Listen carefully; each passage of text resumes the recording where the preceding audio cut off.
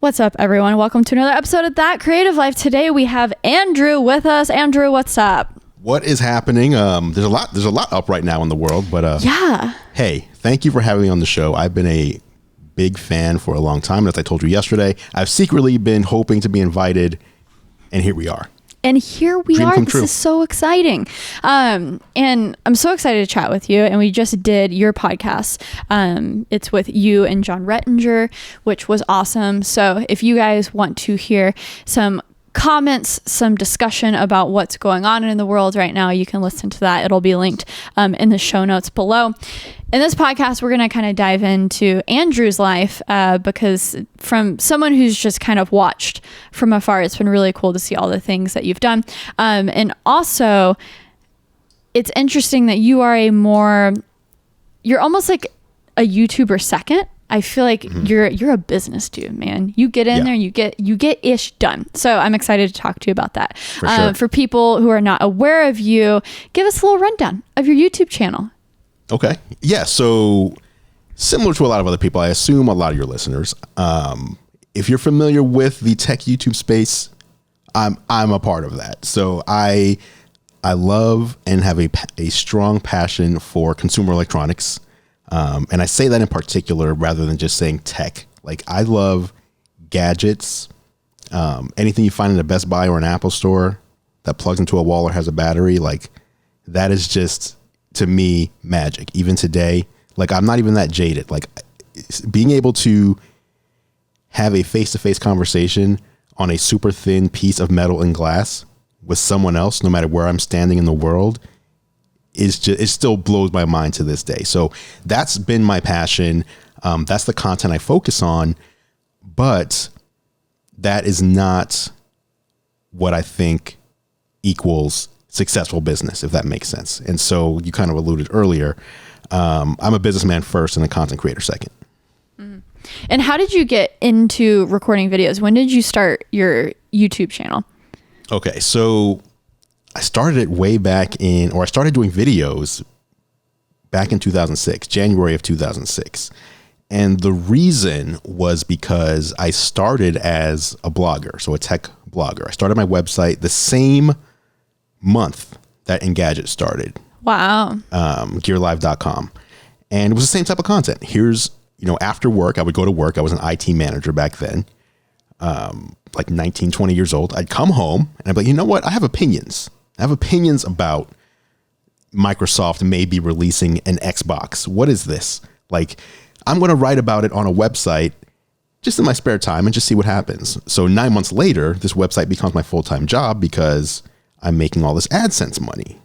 And I'm like, if I quit my job and I do this for 8 hours a day instead of 1, if I multiply the income by 8, I'm making like 3 times what I'd be making at work. So let's see. And when you say AdSense, was it AdWords? So you would literally it would say Xbox and it would go to a Best Buy landing page or something? Correct. Okay. Yes. So on the website, on the publisher side, it's AdSense, and on the buyer side, it's AdWords back then. So nowadays it's just Google Ads. Yeah. So I quit my job and just knowing I'm going to make this work. And the very next day, a company reaches out to me directly and says, hey, we would like to place a banner ad on your website. We want to pay you $3,000. Wow. And that was the eye opener because to me, it was all my money was coming from Google, and which Google takes a cut, obviously. And I didn't even realize, it never clicked to me. Wait, I can just work with these companies directly? Like, they know who I am. Like, yeah, you were doing that influencer stuff even before I even started my YouTube channel, man. I think you may have been in 3rd grade at this time. I started my channel sophomore year of high school in 2011. Okay. Yeah. So I'm talking about 2004 right now. 2004, yeah, 2005. I was in 4th grade. There you go. See? So I started blogging and it was very successful. We were all kind of similar to the tech space on YouTube today. Like, we were all kind of peers. So Gizmodo and Gadget, me, Ars Technica, and there were a few others. And we kind of supported each other and everything was cool until the big companies started coming in and buying up these properties. So AOL comes in, like, they take it over Engadget. And Gizmodo takes on a bunch of, they don't get acquired, but they get a bunch of money from an investor. So now they have like different things happening. Condé Nast picks up Ars Technica. I didn't want to sell because the way that they calculate, like if you're going to acquire a business, they'll usually do between 3 and 8 times annual revenue, pretty much. And that'll be their offer. And then you'd have to sign a contract that says you'll stay on to keep running your property for 6 to 12 months before you can leave. And I had such bigger aspirations than what that amount was that I turned down offers initially. And then I was like, wait a minute. Engadget's staff went from 2 to 20 over the course of like 2 weeks. Gizmodo went from 1 to 15. Like all these, obviously, when you buy a brand, you're going to put all your money in to make sure it's successful. And I'm still just me. I'm just one guy. So all of a sudden I'm like, this is 2 years later, 2006 or end of 2005. I'm like, I need to come up with a plan quickly because there's no way I can output as much content as 16 people in a day. What can I do? How can I stay relevant in this world where I'm very quickly going to be drowned out? And so I tapped into, I don't know if you know this, I tapped into my past where I used to be a professional wrestler. Did you know that? Andrew, what? Yes. What? Yes. So I grew up in New York City. When I was 6 years old, I turned on the TV one day and it was like the WWF, Hulk Hogan, Jake the Snake Roberts. And I'm like enthralled as a 6-year-old. And I'm like, you know what? That's going to be my adult future life. That's what I'm doing with my life right there. And so I started training to be a professional wrestler. And I started wrestling in the New York area. I love this. How did I not know about this? So at what age were you when you started? Between ages 18 to just after I turned 20, every weekend, Saturday and Sunday, I would be wrestling somewhere in the tri-state area. So New York, New Jersey, not Connecticut. So New York and New Jersey, basically. Philadelphia sometimes. And so here's the thing. As crazy as that story is, the point of this is that when you are a pro wrestler, and obviously, oh, that's fake, it's scripted. Exactly. That's the point. You're doing live performance art and you have to act. And you're basically like in your spandex underwear in front of 100 or more people who you don't know, fake fighting someone else. At no point, whether you're on a microphone, like talking to the crowd or your opponent, or when you're doing the actual show, at no point can you go, oh, I messed up. Can we take 2? Can we do you can't do that. So you have to learn how to be charismatic on a camera, how to roll with any mistake that happens. You just meant to do. I meant to do that. So I had this knowledge of how to uniquely command my presence on camera. And I said to myself, okay, CES is coming up, CES 2006. They're all going to be out there, and Engadget's going to have all 20 of their people out there. I can't match what they're going to do by blogging. I'm going to do video. Wow. In 2006. And during that time, what is that setup? Like, what in the world, what kind of camera were you rocking? I'm running around with a Panasonic camcorder, with a tape in it. Are you setting it on a tripod? Like it's just you? No, because this was my first foray. So I didn't even have this. I didn't even know what a tripod was. I just knew okay, I'm just going to carry it. I ordered it on Amazon or B&H. It was a handheld Panasonic camcorder. And it was all shot in first person because I couldn't hold it out. There was no such thing as vlogging. We didn't know about pointing our cameras at ourselves. So you would sit there and you would just do the audio. Correct. Your voice would be over you pointing at things. Or I'd interview someone. It's just pointed at them and you just hear my voice in the background.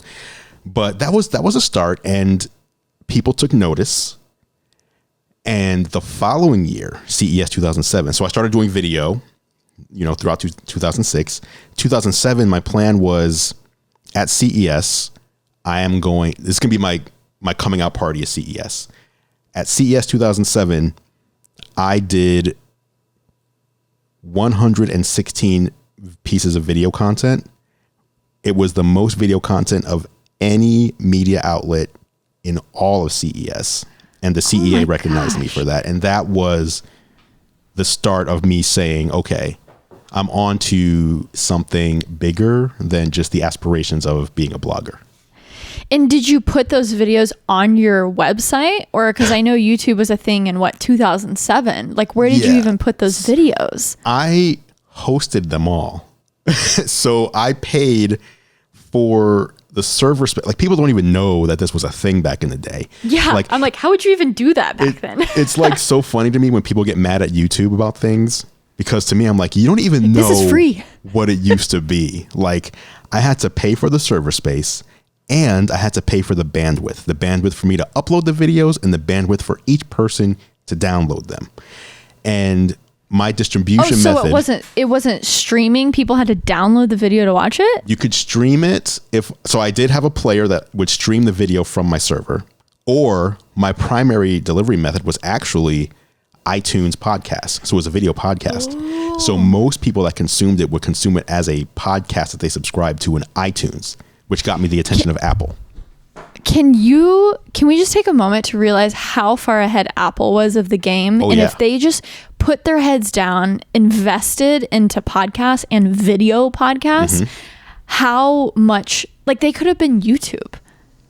That's true. They could have easily had a player like that could have started with video podcasts and just shifted to YouTube, basically. Holy smokes. That's true. But the thing that I respect about Apple, even to this day, like we've seen with Joe Rogan's podcast, for example, on Spotify, Apple has never been in the game of, we want to own the podcast. They just want to support and help distribute the podcast. So I never, like with YouTube, if you upload to YouTube, it's on YouTube. I don't live or die, or didn't back then live or die by Apple's platform. It just helped me get in front of, more eyes. But I guess it's the classic capitalism thing, where if you don't do it, someone's going to do it. That is true, and someone is. So them being asleep at the wheel for 10 years, Spotify is going to be that person, which is insane with the whole Joe Rogan thing. Maybe we can talk about that in a minute. But so you got attention of brands, of, I'm sure, these different publishers. So what was that next step? Did you all of a sudden have contacts at these different companies? Were you given product early on? I mean, were you doing this tech YouTuber thing? And it sounds like 2007. I mean, how did that escalate? What was next after that? So I actually made the conscious decision to stay away from YouTube. There was a TOS back then that several people of the early video creators, like Rocket Boom and like Ask a Ninja, there were so many of these video creators back then that rebelled almost against YouTube's TOS, because it was written in such a way that it was like, if you put a video on YouTube and we decide to if YouTube decides to make a video called the top 10 stupidest creators on the platform, we could use your video and feature you in that way if we so choose. So they basically owned it. It was just like, you know what? I'm not feeling that. I'm going with what I think is the future and what's going to win the video battle. I am hosting all my stuff on blip.tv. I don't know if you ever heard of blip.tv. Nope, but I think that's the point. Yeah, that is exactly the point. Now, blip.tv was close competition to Vimeo. So it was more, how Vimeo today is more like, I take myself more seriously. I make art. Right. Or they just want to embed into their website. There's no ads. Right. So that was kind of the point of going with blip.tv. Their TOS was very creator friendly, but they obviously went the way of the dodo, and YouTube changed their TOS. And so in late 2008 is when I decided I'm going to start hosting my stuff on YouTube. And I use that word very deliberately, hosting my stuff on YouTube. I initially didn't really get it. Like, I was all about, this is free storage. So I can make a video, I can upload it to YouTube. I can then embed it into the blog, which was still the main primary income generator. And that's great. I never thought about comments, community, like all, it was just that's how posting. Even my first video in 2011, I literally used YouTube to host it so I could put it on a forum. Yeah. When I played guitar and I've sold pedals and all that stuff, there was a huge like forum culture for musicians. So I would do that all the time. I would play a pedal, post it on YouTube, but I would just make it unlisted. Right. Or actually I would just make it public because I didn't know the difference. And then once it went from like 20 views to randomly 1,000. It's like, what? Yeah. Wait, YouTube is actually a platform people go to? What is this?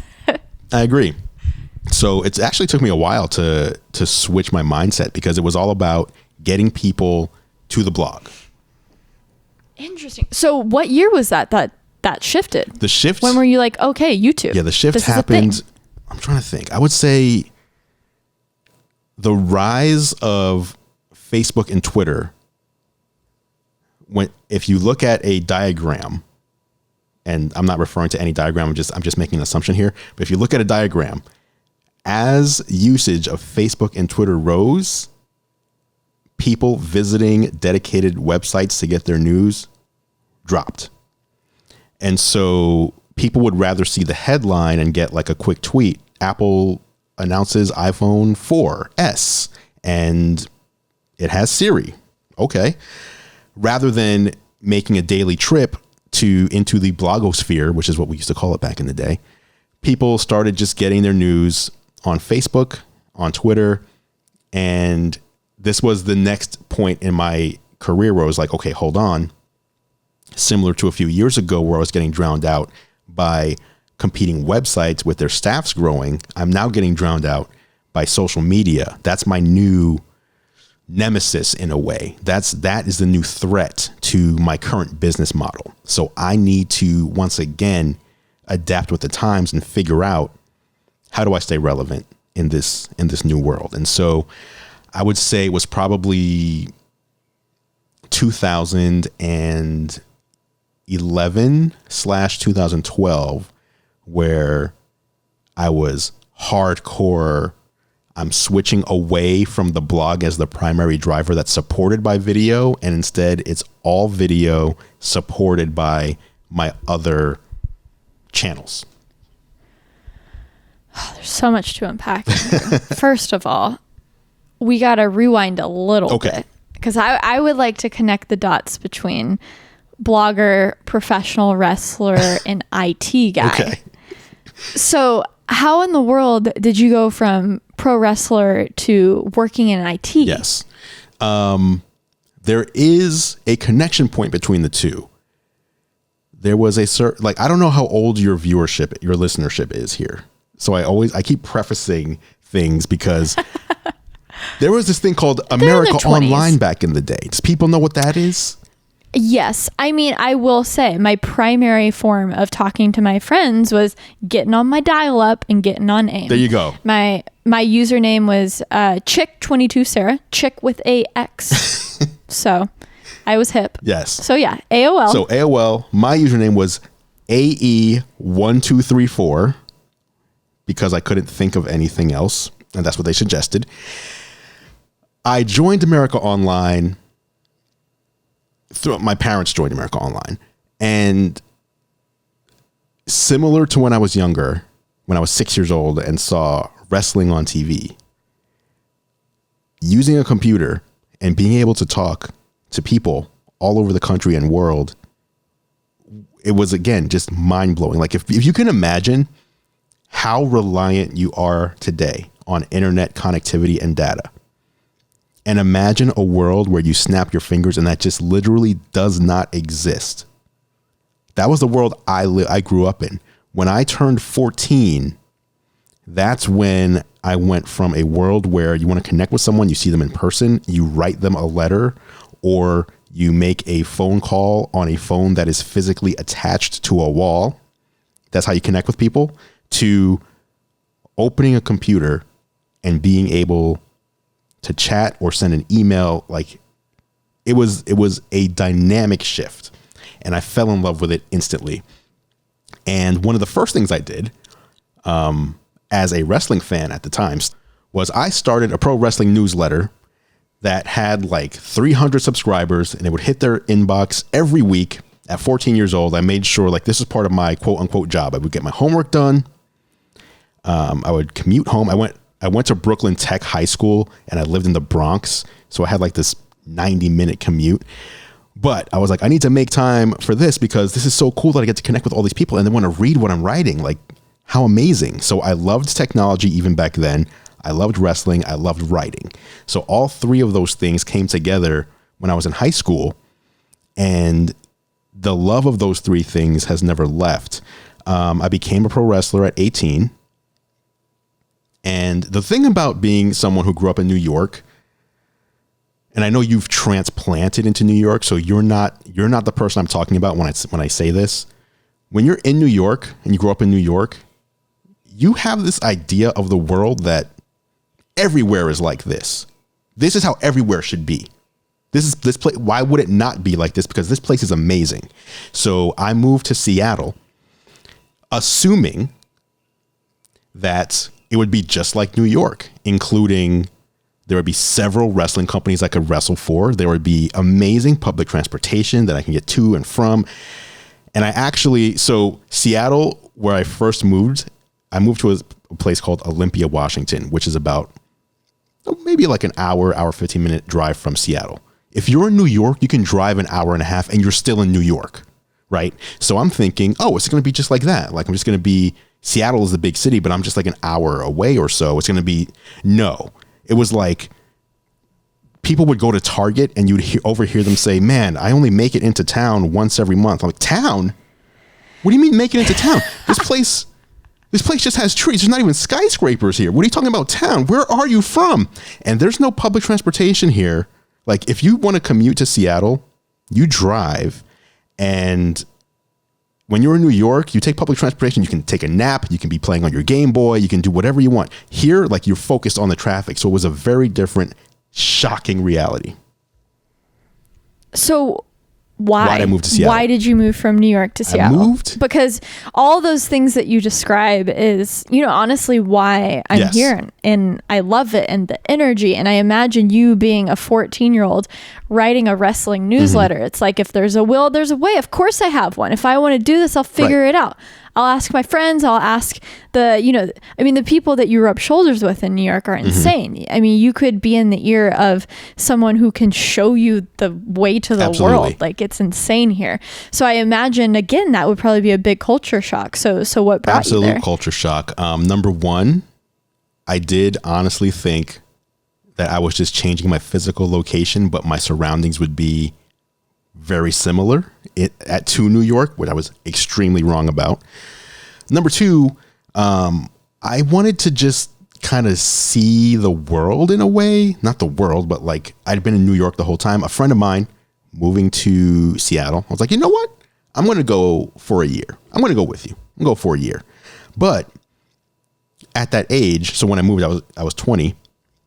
At that age, it's like you move somewhere that's like, okay, you get your friends, you get your job, you get your church, you get your, you get your surroundings. And all of a sudden it's like, oh, I guess I just live here now. I guess. So, especially like, I wasn't making a lot of money at the time. So it's like even moving, it's across the country is expensive. So it's like, do I even have the money to move? And then you get your girlfriend, and then it's like, okay, I'm just here now. So I moved from Olympia to Seattle when I decided to start my company. I was in IT that was just my job, but it was like, it wasn't even, when I say IT manager, it wasn't very impressive. It was because I was like 19 or 20. I was 20. It was just a small company of maybe 25 people that needed someone to manage their network. And since I just like computers, they put me in that position. But since it was such a small company, it wasn't a full-time job. So they also made me the HR manager. So I was the HR manager and the IT manager. Wow. At the same time. So how did you get that foot in the door as kind of a younger kid whose resume was lacking? Pro wrestler. Yeah. That wasn't even on my resume. No, it's funny. And actually, that's a great question, because I never even thought of that connection until now. I applied at this company to just be a regular worker. It was a medical billing company. So they hired me to be a medical biller, and I was bored. And I just said to myself, like, I need a challenge. Like, I can't just do monotonous stuff. I'm not someone who's just going to be satisfied. I'm just satisfied that I have a job. I'm grateful that I have one. I'm grateful that I can make a living, but I'm not satisfied with just this. I have aspirations. So I put in, after about a year, I put in my resignation, my 2 weeks. And I was like, I gotta do something that I have passion for. And it's not this. And they called me in and they were like, you're one of the best workers we have. If you could make your own position here, what would it be? And that's when I said, I love that. I want to do this network management stuff because I really like it and I love computers. And they figured, well, it's not full time. So could you also do this other stuff? And I agreed, and that was it. That's so good. I love that, because I feel like so many people don't realize if you don't love what you're doing, if you can prove to a company, a person that you're a hard worker, you have a good attitude, trust me, it's hard enough to find those kind of people in the world. So if you come to them and say you're not satisfied, you need a challenge, they're going to figure it out. Right. They're going to be like, okay, let's figure this out. Maybe, in the YouTube sense, I've had people where they'll say that and it's like, okay, well, maybe your role needs to shift more to a filmer, to a producer, less of the editor. Maybe that's not you. And I think so many people find themselves in a dead end position. Just ask. Ooh, isn't that a good lesson? Like, say something. Like, use your voice, but also make yourself work so that you make yourself noticed and someone who's not expendable. Make it so that we can't lose that person. Like, put yourself in that position. 100%. And then, so with that, you're doing the blog on the side, you were still, how were you getting this tech information? Because right now anyone can become a fan, can get knowledge, can look up on Wikipedia, can follow all the big YouTubers. But I imagine back then it was a little different. Were you an avid subscriber of a magazine that every month that was your source? I'm curious about what was that landscape like back then? It was magazines. There was a TV channel called Tech TV, and Tech TV. See, the reaction just tells you don't even know the greatness of Tech TV, man. So is Tech TV? One day I come home. So you know how cable, like, they have like 300 channels or whatever these days. I'm flipping through the channels and I stop on Leo Laporte showing how Mac OS 10.0, Mac OS 10, when you minimize the window, it like genies down into the dock, right?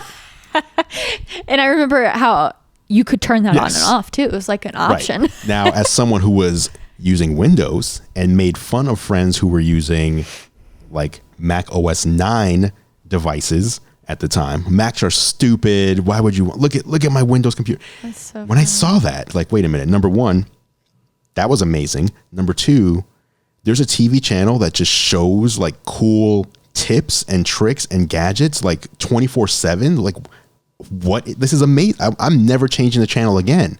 It became what MTV used to be to me when I was in my teens, where I was just watching Total Request Live every day and never changing the channel.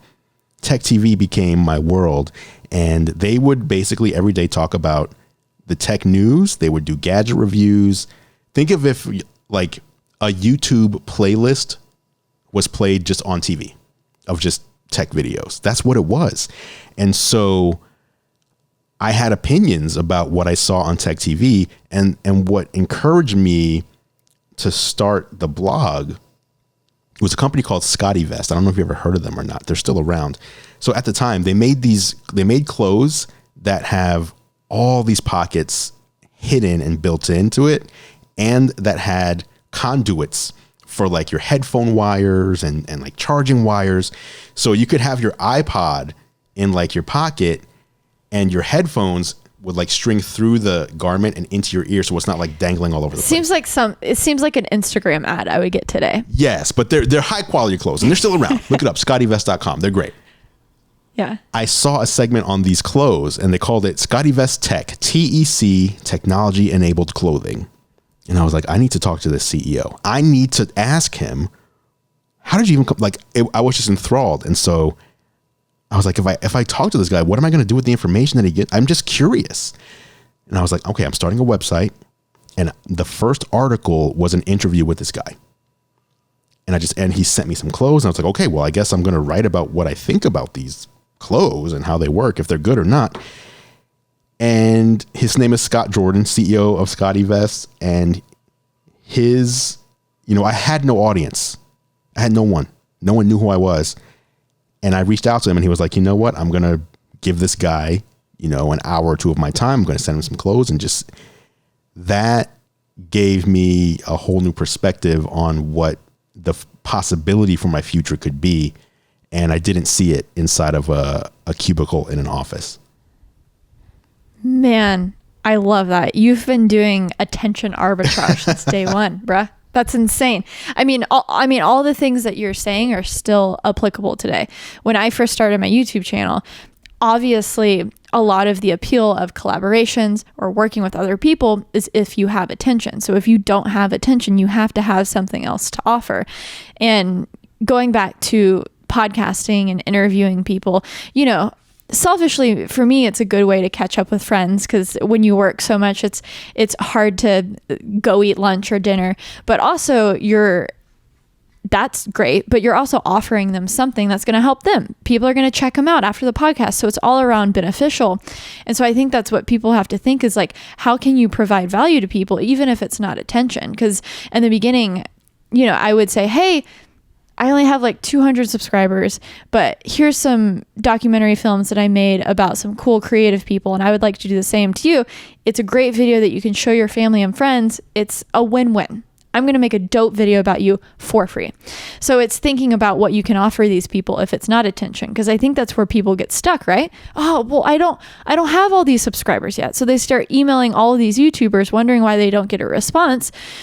Well, guys, in the beginning, it only matters about those 5 people that watch that video or read that blog. Who are those 5 people? That could maybe be your next interview.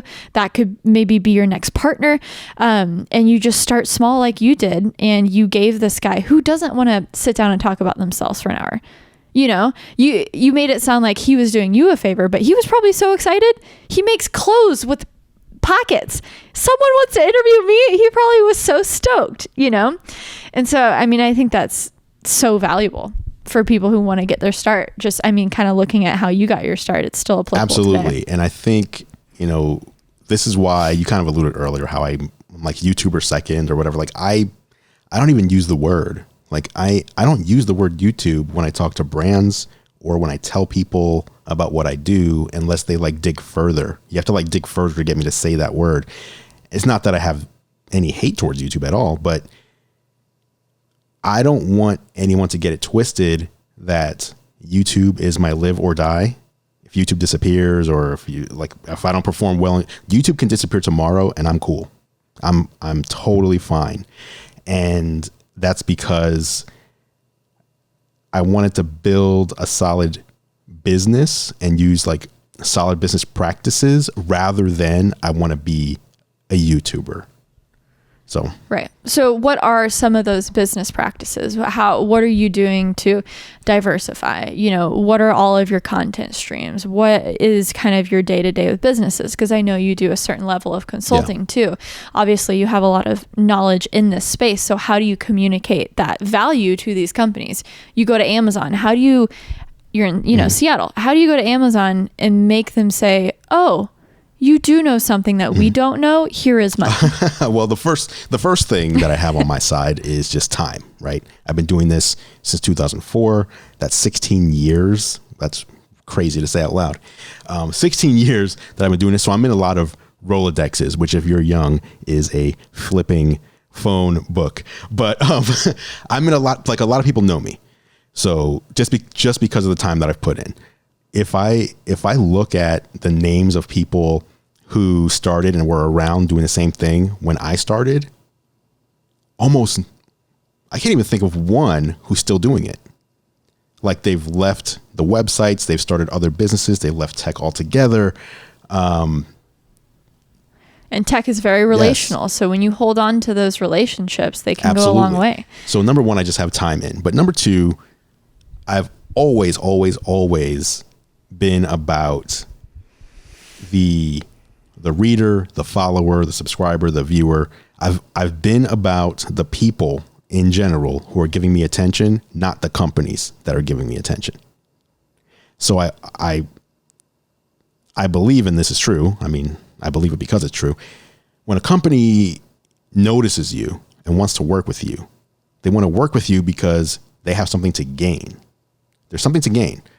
They're gaining access to the trust that you've built with your audience that they don't have. And it's similar to, like, I'm just using the titles of these positions. I'm not talking about any specific people. So if you think about the President of the United States, the President of the United States should know the American people better than any other world leader, right? As a whole. But the mayor of some small town in Oklahoma should know the people in that town better than the President of the United States does, because that's his little specialty. So those people probably trust him more than they trust the president at large. And so as a creator, as a journalist, as a whatever you want to call it, I always took very seriously the trust that the average person put in me. And I think over time, companies have grown to respect that. Like, I have morals. I have a set of rules that I follow for how I conduct business. I treat everyone with respect. I do not want to mislead you. If I do mislead you or say something incorrect, I will own up to it. I will apologize for it. I will correct it. And I think just over time, on both sides, on the audience side and on the relationship with the business side, I've gained respect that way. And so I've never been about the subscriber number, frankly, because when I started, subscriber numbers didn't exist because there was no YouTube. So I never made the switch to my worth is tied to these metrics that I think are purely vanity.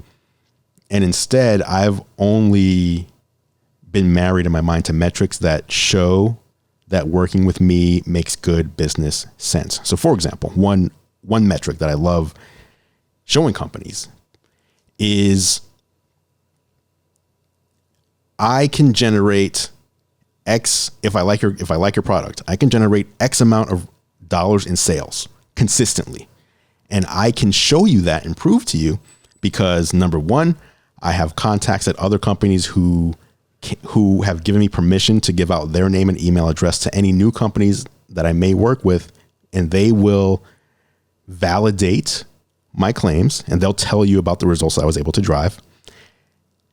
And I know that if a company gives me $1, they're hoping at the very least to get $1.01 back in return for giving me that $1. So if I have in my mind, I know what I can do, I know what I can generate, I know how to make this work for any product. If I can find the audience for this product, rather than, oh, this product, I don't like it, so therefore it sucks. If I don't like something, therefore it sucks, which I've never understood. Like, it's, if I don't like it, who would? Let me talk to them. Ooh, that's an unlock. Yeah, Andrew. That's good. That's good. Because sometimes, I mean, what I was just thinking right there is how YouTube has personally changed for me, and that, you know, once you look at that metric of who watches you, whether they're subscribed or not, so much of YouTube is that audience that goes there and is steered by their homepage. They're just going to click on a video if they're interested by something. So if your video isn't necessarily specifically about a product, how can you make a video? I'm just speaking YouTuberese now. If I'm doing an integrated sponsorship, how can I do a video that is so on par with the product that maybe I'm not obsessed with, but I know is a good product. So I need to find that audience by doing that title, thumbnail, that video that resonates with that audience who might want to buy that thing. It's up to you to make a video you're excited about. and that you know the audience will be stoked about. And then, hey, they during that 2-minute ad, they might be really excited about that product you're promoting. Ooh. And I mean, the other part of that is if it's an integration like you just mentioned, the product, I have to figure out who the audience is. Like and I said a minute ago, like it always bothers me when people are like, Android sucks or iOS sucks. The two biggest software operating systems possibly of all time, they may have superseded Windows at this point. It's impossible that either of these things suck. Just because you don't like something doesn't mean that it sucks. Because literally half the population is on one. So how can something suck if that's possible? So there's a difference between hot takes, fanboyism, just wanting to say things to get a rise out of people, or maybe you genuinely believe it, and being fair. There's a big difference. I'm all about, I want to be fair. So even if it's an integration, here's a product, I may not like it and it may not fit into my life. But I also have to recognize very quickly, my life is not the average life, especially when it comes to tech. So who is the target market for this product? Whose life would this product make better? And not only do I tailor the 2-minute integration to that, but the video as a whole, I'm going to make that video something that viewer would watch because they're the one that needs to see the ad that's in it. Totally. So 100%. And a lot of that is almost like, you mentioned lifestyle, but a lot of, in my experience of me getting attention from companies, is they kind of like the aspect where it's not just straight up tech 24/7. There are lifestyle components in it, because then that's easier to mold into what you're talking about. You can insert it into a video that then shapes a narrative. And I know I was talking about it almost like, don't take this as like sleazy, like, oh, we're making a video just to sell a thing. But there's a world where those two things can coexist. Basically, you can make a video that you're excited about, and then you can find that audience. And there's knowledge behind that, to where you're doing the research, you're actually thinking about it. You're not just like throwing it in a video and hoping it lands somewhere. There's intention behind it. And I feel like I'm genuinely helping someone. Like not the brand, 100%. But like I am helping the brand, but I'm helping the brand by helping the viewer. If I can find a viewer who will genuinely have their life made more fun, more convenient, easier in some way because of this product, then I've now helped that person have even just a 0.1% better life. I feel good. So. Yeah. So, and then beyond your, what you do on YouTube and beyond that, give us a little that creative life summary, insight to help our listeners with maybe some tactics, some strategy that you share behind the doors of these big companies, because you do go beyond just posting on your socials, and you do help strategy with these bigger companies. So first of all, you want to gain the trust of any companies that you want to work with. Easiest way to do that goes back to the word I used a few minutes ago, which is fairness. Be fair. That means call out things that you may not like. That's fine, but do it in a fair way versus this just sucks because I said so. So gain trust in the industry. Think of it that way. How do I gain trust? Number 2, don't tie yourself to any one platform. It's just a tip for success. They always say, like, don't put all your eggs in one basket. And you've heard all these terms before. They're true. Don't tie yourself to just YouTube. And I have an anecdote for that real quick, just as a little aside. Someone reached out to me, it was about 2 years ago now, on Twitter, asked for advice on how to grow their YouTube subscribership from, I believe it was 800 to 1,000, because they got this invitation from a brand, but in order to accept it, you had to have a minimum of 1,000 subscribers. So he wanted to get there because it was a big opportunity for him. And I gave him some tips, and his channel was maybe 5 years old. So in 5 years, he gained 800 subscribers. And then within 2 weeks, he needed 2 more. Like, he needed to grow by 20%. And that was going to be tough. So I gave him some tips. He didn't make it, but he found me at Playlist Live. And he walked up to me, he introduced himself, and he said, "Hey, I just want to introduce myself and say thank you. A few months ago, I reached out to several creators that I love. You were the only one who responded. You gave me some tips. I didn't meet the goal that I wanted to meet, but you said something in your answer that changed my life." And what I told him was, here's how you can potentially get subscribers quickly. But what I would really recommend you do is evaluate your content and think about if YouTube is the only place where it belongs. He's a dancer. At the time, TikTok was called Musical.ly. I said, look at this other platform. Look what people are doing here. They're doing exactly what you're doing. He joined Musical.ly. He started uploading there. He was introducing himself to me 6 months later at Playlist Live because he had 2 million people following him on Musical.ly, and Playlist Live had invited him to perform on stage.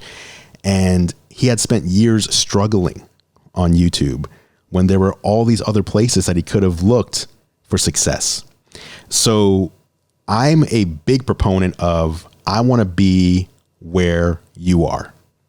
So where the attention is, if you're on Instagram, if you're on your phone and you tap on the Instagram icon, it's because you want to be looking and in Instagram. It's not because you don't open Instagram in the hopes that someone is asking you to swipe up to go over to YouTube. So I'm going to upload my content to IGTV in full so that you don't have to leave your platform of choice. I'm going to upload my content in full to Facebook because if you're on Facebook, you're there because you want to be there. If you're on Twitter, well, you can't upload a full video on Twitter, but you get the idea. I want to be where you are, and I want to respect the fact that you've chosen where you want to be at this time. It goes like it's a matter of respect for me. So it's more disrespectful. And some people hate when I say this. It's more disrespectful, in my opinion, to go onto other platforms and try to corral you over to my YouTube channel because I'm all about, I need the stats over here. I don't care about the stats. I don't care about the views. What I care about is the audience. I want you where you want to be able to access my content at all times. So that's tip number 2. That's a big one because from a business sense, it's about attention. And number 2, I have heard so many times, oh, our YouTube budget has been, depleted for the quarter, but do you do Facebook or do you do Instagram? And if my answer was no, I don't, because Facebook doesn't have a little box I can check that says monetize video, therefore I refuse to put my content there, then the brand is going to say, okay, well, then we have nothing for you. But absolutely. So I've gone to, when people say, well, you can't monetize Facebook, I show them, I monetize Facebook all the time. I just don't monetize via Facebook. I monetize it myself when talking to brands. If you skip other platforms because you're so romanticized by YouTube subscriber numbers and views, you could be missing not only audience and attention success, but financial success as well, because you're so fixated on one place. Yes. That's so good. And what I've noticed throughout your journey is, a lot of people say, okay, well, you've put in the time, right? So that's how you know people. But at every step of the way, you've been curious. You've been asking questions. You've been sliding into the email inbox, or you'll literally reach out to the random CEO of that clothing company because you're about it and you want to create content around it. So many people always have troubles of bridging that gap, but guys, it's literally just staying curious and reaching out. And if they don't respond, you move on to the next, but you also have to evaluate, how do you provide enough value for them to where you are in their Rolodex? Like what you said, I do know that word. And so what is some of that advice, maybe not for individual creators now, but maybe, people who listen to this podcast are also in the industry. They're working for companies, they're working for agencies. They're trying to, at the end of the day, sell something. And maybe they are a social media manager and they're just trying to figure out their overall strategy, and they're looking at things, maybe they're looking at the wrong stats, They are romantic about that. They want to build their YouTube following, so they're not going to post that full video to Facebook and Instagram because they want to grow the YouTube following. But really, at the end of the day, it's all about results for companies. So, how would you share some of that advice for those people who, at the end of the day, maybe it's not about attention and following, but it's about getting that sale? Just my honest answer is, I think it's pretty short-sighted. I think it's pretty short-sighted to chase the short-term result. The short-term result is, here's our product and we want to get it in front of X number of people on this one platform that we're not really established on. So how can we put all of our effort into meeting this goal? And then when a goal is met or not met, the whole thing kind of just almost falls apart because you were only putting effort in to reach the short-term goal. And when you meet it or don't meet it, when the date comes that determines whether it's successful or not, if you stop putting in the effort, then it becomes useless. Now it's, it's almost like when they build these amusement parks that then close down. The amusement park still stands, but it's just empty for the rest of time. It's there, but you can't use it. It's useless. So you built something for short-term gain versus making a clear decision. Here's where we want to be long-term. And on the way, as we get there, the thing about this is, whether it's social content like we're talking about or hardware, people for some reason look down upon the step-by-step improvement type of thing and want something radical all the time. What do we hear in the consumer electronics industry every 2 years in America? Oh, this is an S year. It's an S year. This isn't a real new iPhone. It's just small improvements. Nothing to see here. But if you look, it's small improvement after small improvement after small improvement every year that got us from the original iPhone to what we have in our pockets today. You can't expect radical new ideas and new change. It's more about picking a course and then staying a course and then course correcting. And if you can do that long term, it's hard. I think it's hard to not get success in that way because you're consistent, and that's probably the most important thing. There's fairness and there's consistency. And I think that's why you asked me earlier, why do brands come to me to help them? So not with a deal, but hey, can you help us behind the scenes?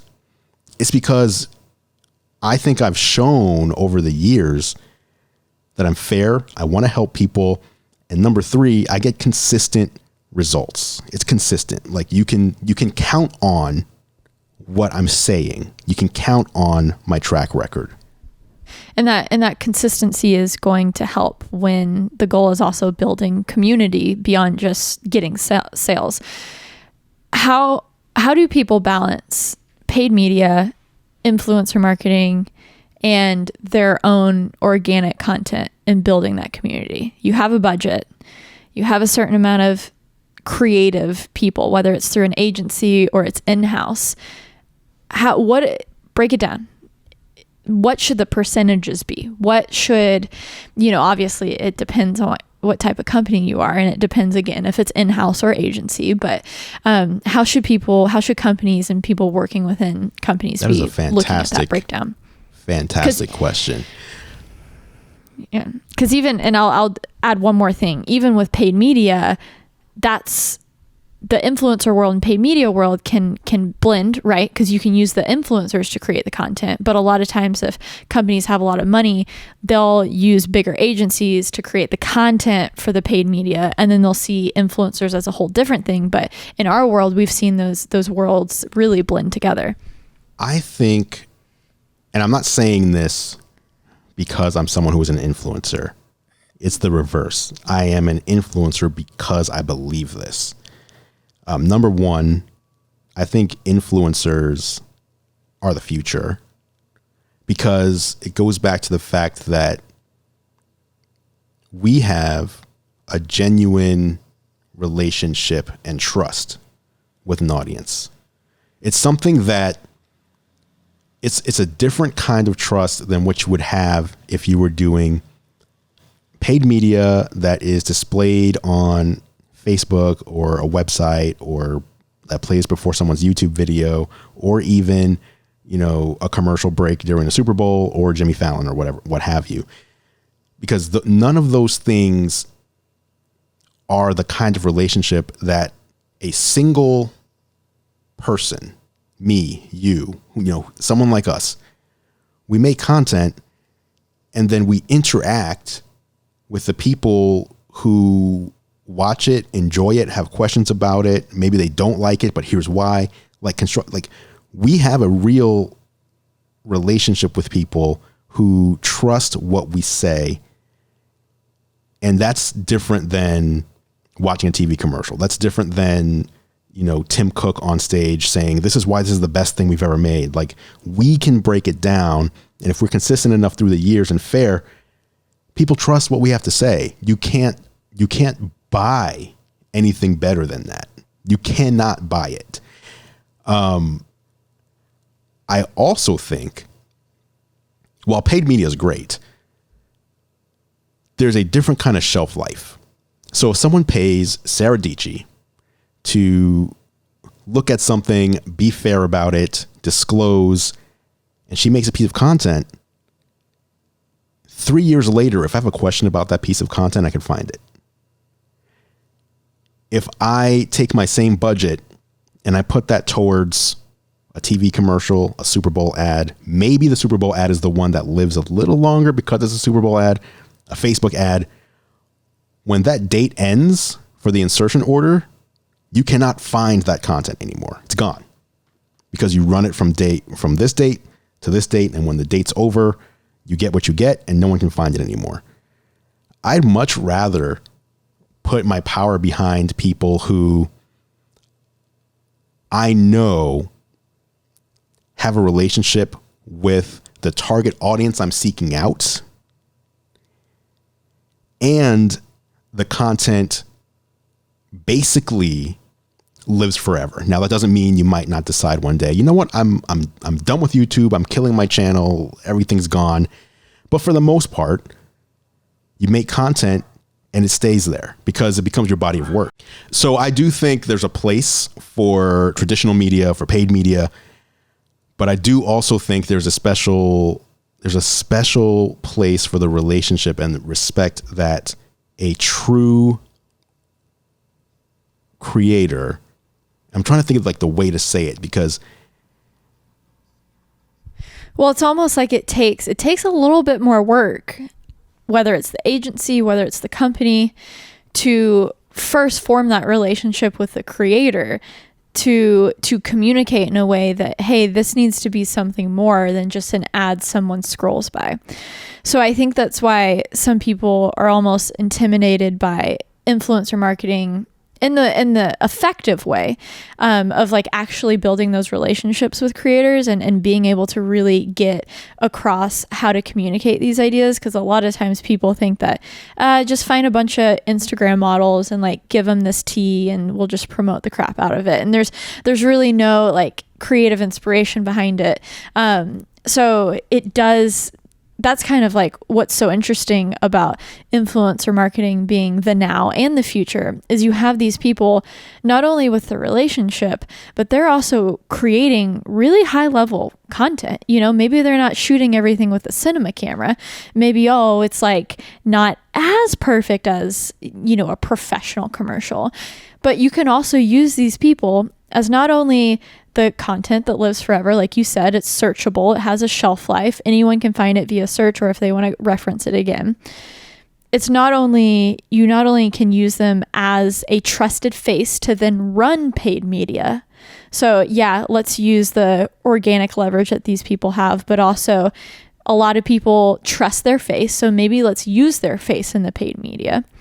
Even beyond that, you can also use them to build a catalog of organic content for your own brand.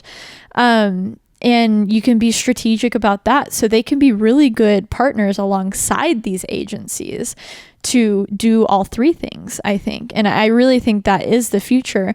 Those lines will blur and you'll find a lot of tools that will enable this. But I think creators are that next wave of, they will be the ones who are running the agencies because you get everything and we're all friends and we can all talk to each other. Oh, you want Peter McKinnon's email? Yeah. Here's his manager, and it's, like you said, relationships, but it's also trusting these people with going above and beyond just a YouTube integration, which I think is the more exciting. Yeah. And I think you just said something that, like, I was struggling to come up with the right term a minute ago. Influencer, I said influencers of the future, but there's the problem with that term is I feel like you brought up the T. Like, let's just find some models, give them the T. Like, that's not what I mean. It's more creator marketing. The creators, it's the people creators. It's the creators with influence who take pride in their work. Those kinds of people, like, that's gold for your company. So that's really what I meant. No, that's so good. So as we're wrapping things up, and I wish we had more time to dive into this. Maybe we'll have to do a part 2, Andrew. I gotta come to the studio because I'm mad that John got to. But you just casually, yes, I know you got to. Well, hopefully New York will, I will say settle down, but it seems like the people hitting the streets is actually having some change, which is actually pretty cool. But once things evolve to a somewhat normal, you really do. We'll do a part 2 in the New York office. But in the podcast that we did on y'all's podcast, you casually dropped that you were in foster homes for the span of 2 years. And it seems like you've gone through a fair share of adversity in your life, but like, look at you now, like, holy smokes, if you can do it, a lot of people can do it. How did you end up in that situation? I'm sure it's shaped how you live. Yeah, it's every day of your life. The crazy thing is anytime like I see some sort of adversity in someone else's life, I'm always kind of like you, like, man, how did you do it? But for the person, it's like that was just life. Like, to me, there was a lot of trauma. I grew up with a mother who was addicted to drugs. And so when I was 4 years old, she brought me to a babysitter. She never came back. Babysitter brought me to a police station. Like, I don't know where his mom is. And then I look over and I see my mother in handcuffs. And at the time I'm thinking, because I'm 4, like, oh, if you're in handcuffs, you're bad and you go to jail forever. I'm never seeing my mother again. This is crazy. And I start having a mental breakdown. So that kind of started my stint in foster care. And so they had to find someone instantly for me to go to that night. So it was whoever, was available out of the kindness of their heart to take in this little kid. The one thing that I don't have is a sense of time. Like, I know how many families I was in. I was in 23 homes over the course of 2 years, but I don't know if that was like 1 week here, 2 weeks there, or 6 months. Like, I just don't know. But I was changing schools all the time, and I was changing families all the time. And the one thing, or the two things, like, my mother obviously struggled with addiction, but she somehow made me know beyond the shadow of a doubt that I was loved at all times. And so through the process, I knew, number one, there was someone out there that loved me, even though I'm not seeing them. I know they're there. I know someone cares. And number two, she always taught me to respect studying and books. So I remember being little and like, I had a book and I wasn't even mad or like having a tantrum, but I threw a book, right? And she's like, you never disrespect books. You never do that. These are, where it's a privilege that we have these. And so through the years, those two things were always a focus: studying and taking pride in schoolwork and knowing that this person cared about me, even though they were somewhere else and not, in my presence.